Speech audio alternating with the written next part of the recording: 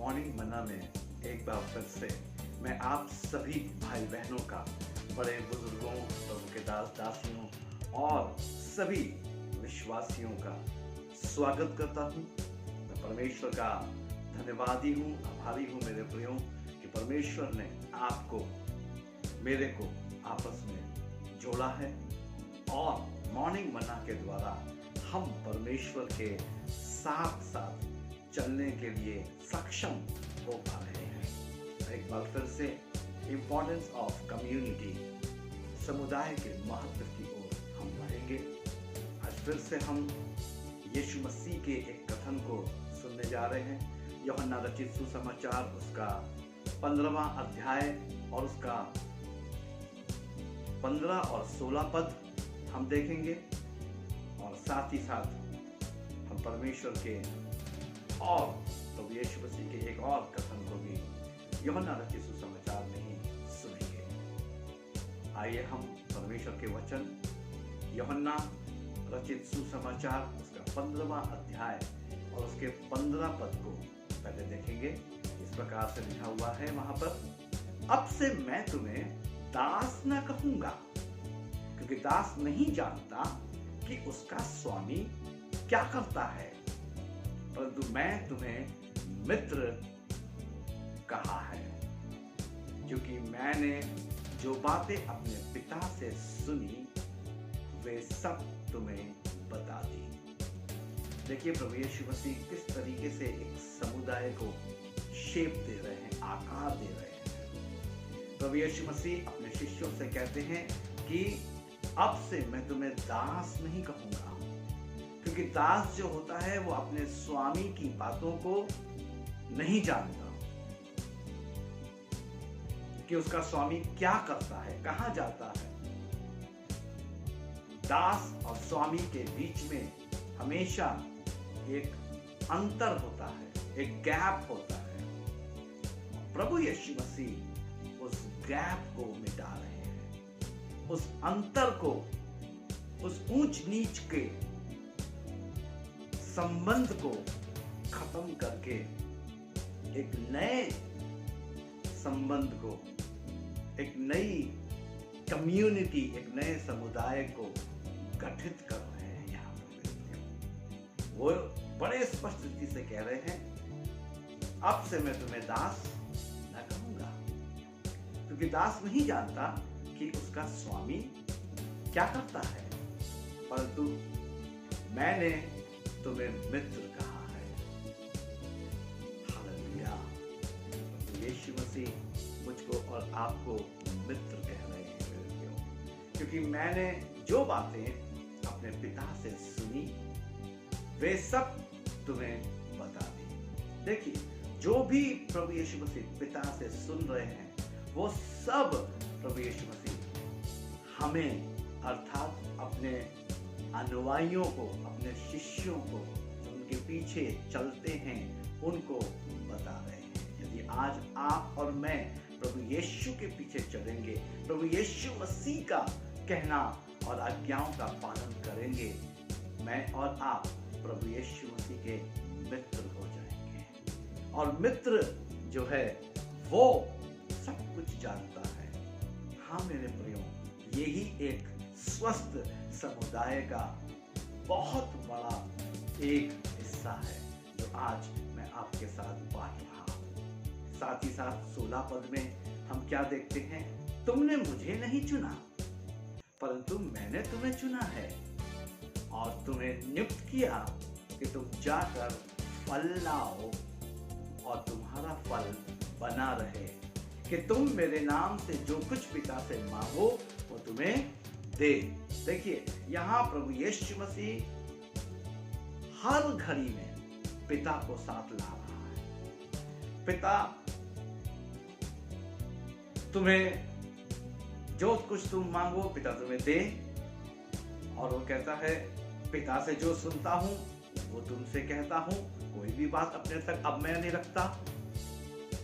यानी कि प्रभु यीशु मसीह उस स्वस्थ समुदाय के विषय में बातचीत कर रहे हैं मेरे प्रियो, जिस स्वस्थ समुदाय के विषय में आज मैं आपसे बातचीत कर रहा हूँ इस मॉर्निंग मन्ना के दौरान।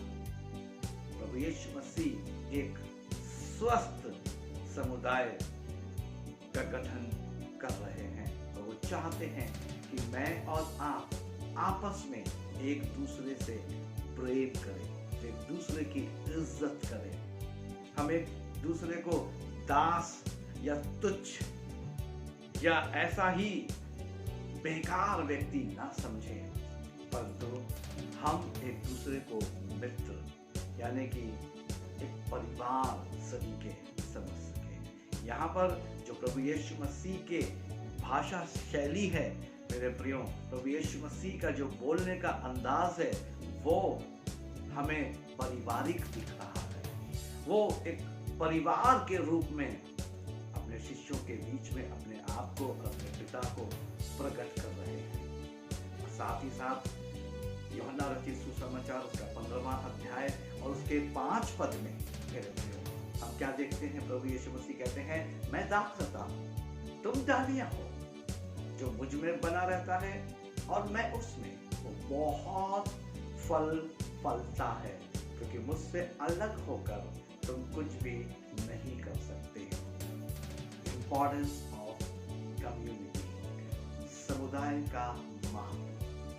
अलग होकर हम कुछ भी नहीं कर सकते। यानी कि हम यदि जो परमेश्वर के लोग हैं, परमेश्वर के समुदाय से अलग हो गए, तो अलग होकर हम अपने आप से कुछ भी नहीं कर सकते। लेकिन जब हम प्रभु यीशु मसीह में हैं और प्रभु यीशु मसीह पिता में हैं, तो वो कहता है, मैं दाख रहता हूं, तुम डालियां हो। जो मुझ में बना रहता है और मैं उसमें, वो बहुत फल फलता है।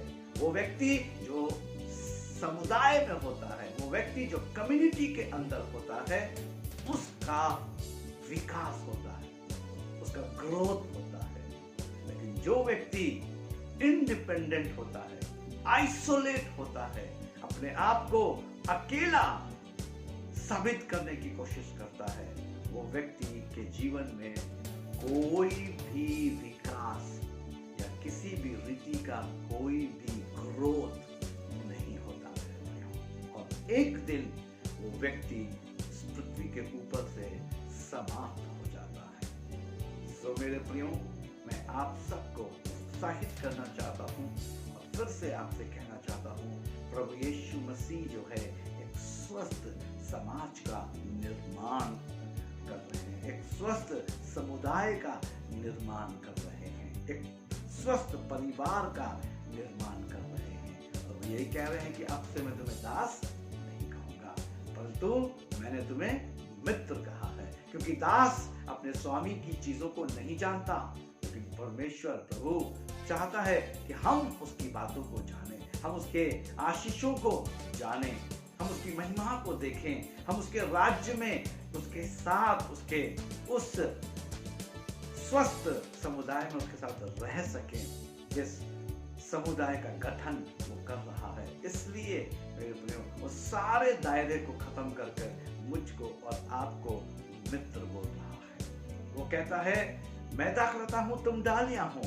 जो मुझ में बना रहता है और मैं उसमें, वो बहुत फल फलता है, क्योंकि मुझसे अलग होकर तुम कुछ भी नहीं कर सकते। हम उस प्रभु यीशु मसीह, उस परमेश्वर के समुदाय से अलग होकर कुछ भी नहीं कर सकते। इसलिए मैं आप सबसे आग्रह करता हूं, जो आज भी परमेश्वर अर्थात प्रभु यीशु मसीह से अलग है, मेरे प्रियो, मैं आग्रह करता हूं, विनती करता हूं, अपने आप को मसीह के समुदाय का हिस्सा होने के लिए दे दीजिए। आइए हम प्रार्थना करें। सर्वशक्तिमान, अति करुणामय, दयालु, विलंब से कोप करने वाले पिता, धन्यवाद के साथ आपके करीब आता हूं। इन वचनों के द्वारा प्रभु, आज मैं और मेरे लोग आशीषित हुए हैं। हाँ प्रभु, मैं प्रत्येक को यीशु मसीह के नाम से आपके हाथों में समर्पित करता हूँ और यही प्रार्थना करता हूँ प्रभु, जैसे आपका वचन कहता है, बड़े ही स्पष्ट रीति से कह रहा है, मैं दाखलता हूं, तुम डालियां हो, जो मुझ में बना रहता है और मैं उसमें, वो बहुत फल फलता है। हालेलुया। हाँ प्रभु, मेरे भाई मेरे बहन एक उदासी हैं, बड़े बुजुर्ग जवान सब प्रभु आप में एक हो जाएं, आप में बढ़े फले और फूले। मदद कीजिए, वाई कीजिए और अनुग्रह कीजिए, यीशु मसीह के नाम में आमीन। मेरे प्रियो, इन वचनों के द्वारा परमेश्वर आप सबकी अगुवाई करे, परमेश्वर की आत्मा आप सबकी मदद करे इन वचनों को समझने के लिए। यदि आप में से कोई भी प्रार्थना या बाइबल अध्ययन में आगे बढ़ना चाहता है, सीखना चाहता है, हमारे दिए गए नंबर से हमसे संपर्क करें। हमें आपके फोन कॉल का इंतजार है।